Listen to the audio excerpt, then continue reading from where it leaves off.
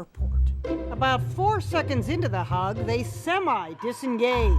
Nothing to see here, right? Wrong, because the vice president wouldn't unhand Hillary for almost 16 seconds. What kind of country we're going to be?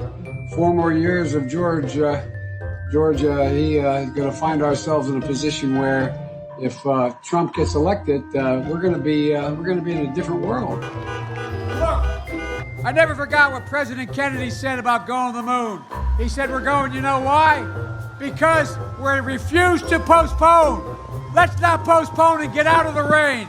God bless you all. Thank you.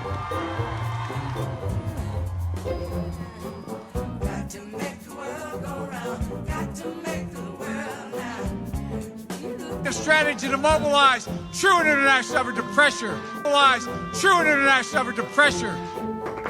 I just have one thing to say. Hang on here. All right.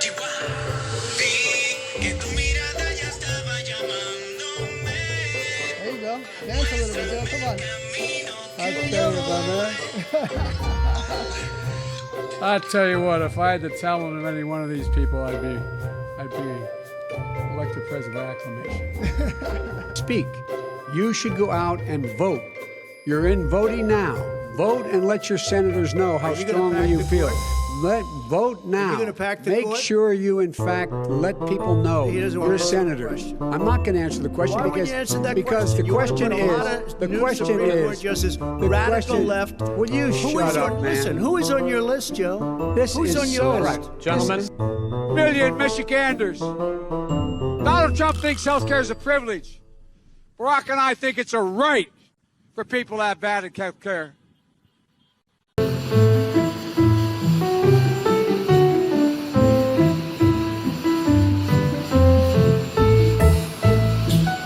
Decisions and reach agreements which will affect the lives of generations to come. You are in a position of extraordinary power. You can change forever. North Carolina announced its $100 incentive today. Places that have offered the $100, that'd be really good. I'd go back and get vaccinated 3 times. But all kidding aside, offered the $100 to get vaccination, have seen an uptick of 25% in daily vaccination rates. She's also dedicated to getting her customers and employees vaccinated, that when they leave the saloon, the receptionist, the salon, they may be going to a saloon, I don't know. I caught part of President Putin's press conference, and he talked about the need for us to be able to have some kind of modus operandi where we dealt with making sure the Arctic was, in fact, a free zone. Is a Taliban takeover of Afghanistan now inevitable? No, it is not. Because you have the Afghan troops have 300,000 well equipped as any army in the world, and an air force against something like 75,000 Taliban. It is not inevitable. Do I trust the Taliban? No. But I trust the capacity of the Afghan military, who is better trained, better equipped, and more competent in terms of conducting war. I stand squarely behind my decision. After 20 years, I've learned the hard way that there was never a good time to withdraw U.S. forces. So-called Great Recession. The president asked me to be in charge of managing that piece, then President Trump. Excuse me, Freudian slip. That was the last president. Anyway, that was President Obama when I was vice president.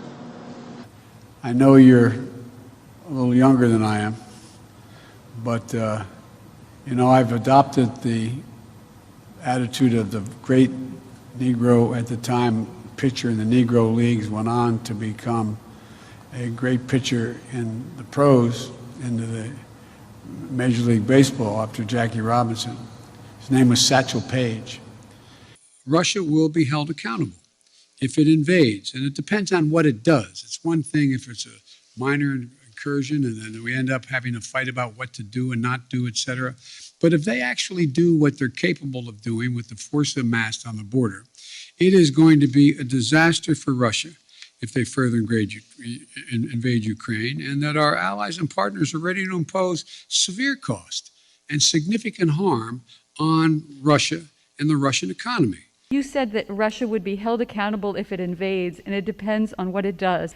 Are you saying that a minor incursion by Russia into Ukrainian territory would not lead to the sanctions that you have threatened, or are you effectively giving Putin permission to make a small incursion into the country? Good question. That's how it did sound like, didn't it? The most important thing to do, big nations can't bluff, number one. Number two, the idea that we would do anything to split NATO, which would have a profound impact on one of Putin's objectives.